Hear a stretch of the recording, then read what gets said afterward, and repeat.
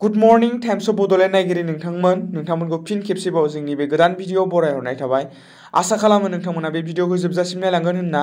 दिनैनि बयनिख्रुइ गिबिसिन खौराङाव दङ भारत सोरखारनिसिम तालिबाननि गांसे लाइजाम। भारत सोरखारनिसिम तालिबाननि लाइजामनि गेजेरजों बे दाबि खालामदों बेफार फालांगि बिरखंखौ फिन जागायफिननो थाखाय भारत सोरखारखौ दाबि खालामदों आफगानिस्ताननि तालिबान सोरखारा। इस्लामिक एरियामेट डिजिसिएनो हरनाय गांसे लाइजामनि गेजेरजों काबुलसिम फालांगि बिरखंखौ फिन थांलाय फैलाय खालामनो थाखाय लाइजामखौ हरदों। तालिबाननि बे लाइजामनि सोमोन्दै भारतनि डाइरेक्टर अफ सिभिल एभिएशनआ बेनि सायाव सावरायनाय जागासिनो दं होनना मोनथिनो मोन्दों। मख'नो गोनांदि भारतआ 15 आगस्तनि उनावनो काबुलसिम थांनाय गासैबो फालांगियारि बिरखंखौनो बन्द' खालामनाय जादोंमोन। भारतनि थागिबिफोरखौ लाबोनो थाखायल' गंनैसो जुनिया बिरखंफोरखौ काबुलसिम थांनायनि गनायथि होदोंमोन। फारसेथिं मिरु डिजिसिआ करोना महामारिखौ नोजोर होनानै हादोरमा बेफार फालांगिनि बिरखंनि सायाव बन्द' लाखिनायखौ 30 अक्ट'बरसिम बांहोनायनि थांखि लादोंमोन। मिरु सरकारा थांनाय बोसोरनि 23 मार्चआव करोना महामारिनि हेंथायै जुजिनो थाखाय हादरमायारि बिरखं थांलाय फैलायखौ बन्द' खालामनाय जादोंमोन, नाथाय गंनैसो हादरजों थांलाय फैलायखौ सिमा गोनाङै लाखिदोंमोन। मरिगावआव आसाम पुलिसआ ड्राग्स सावदों। रायजोआव ड्राग्सनि फालांगियारि खालामनाय सोलिबाय थानायनि हेंथायै पुलिसआ गलाघाट आरो डिफुआव ड्राग्सफोरखौ सावखांनायनि उनाव मैया मरिगावआवबो गोबां बिबांनि ड्राग्स, गान्जा, निसा नांग्रा मुवाफोर सावदों। मोनथिनो मोननाय बायदिब्ला हेर'इन ड्राग्सनि बेसेननि बिबाङा खमैबो 4 crore 80 लाखनिबो बारा जागौमोन होनना मोनथिनो मोन्दों।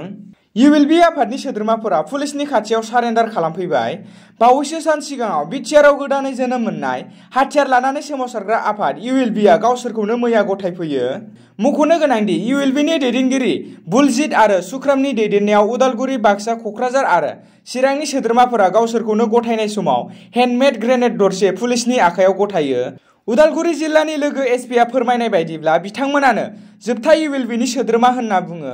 दायो बिसोरखौ गुवाहाटीसिम गोजौ थाखोनि रैखाथि बिफाननो गथायनाय जागोन होनना फोरमायो। उदालगुरि जिल्लानि लोगो एसपिआ मोनथिहोनाय बायदिब्ला इउएलबिनि सा 12 सोद्रोमाफोरा गावसोरखौनो सारेन्डार खालामफैयो होनना फोरमायो। आसामाव मैया बांग्रिं मावदों। आसामनि तेजपुराव मैया बुधबारनि बेलासि समाव बांग्रिं मावदों। मोनथिनो मोननाय बायदिब्ला बे बांग्रिं मावनायनि गोहोआ 3.5 मोन। नेशनेल सेन्टार फर सेस्मोलजी थामहिनबा एनसिएसनि बायदिब्ला बांग्रिं मावनाया बेलासिनि 4:12 रिंगासिमहालागै गोहोम खोख्लैदोंमोन। मोनथिनो मोननाय बायदिब्ला बे बांग्रिंआ 5 किल'मिटार गोथौ आरो तेजपुरखौ मिरु खालामना 92.18 किल'मिटार गोजानसिम मावदोंमोन होनना एनसिएसआ टुइटारनि गेजेरजों टुइट खालामना फोरमायहरदों। कभिड-19 बेरामजों गाग्लोबजादों गावारि फसंथान फरायसालिनि सा 32 फरायसा फरायसुलिफ्रा। कभिड-19नि गाग्लोबनाया रुइबोनायखौ नोजोर होनानै हादरनि गुबुन गुबुन जायगानि सोरखारानो फरायसालिफोरखौ खुलिनायनि थांखि लानायनि उनावनो खायसे जायगायाव बेरामनि साग्लोबनायनि बिबाङा बांनो हमदों।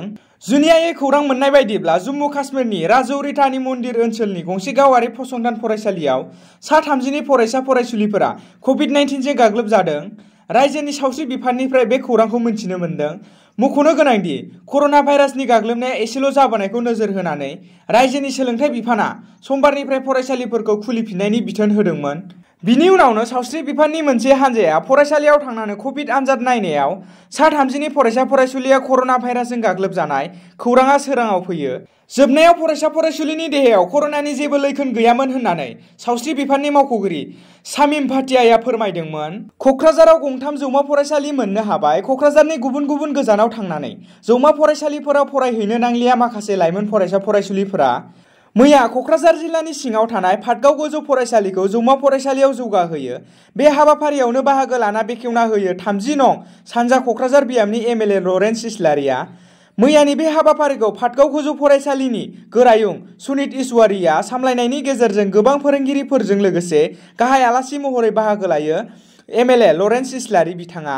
लरेन्स इस्लारिया फोरमायनाय बायदिब्ला थारैनो क'क्राझाराव गंथाम जौमा फरायसालि जानायखौ जोबोद रंजानाय मोन्दों होननानै खौरांगिरिनि सिगाङाव फोरमायदों।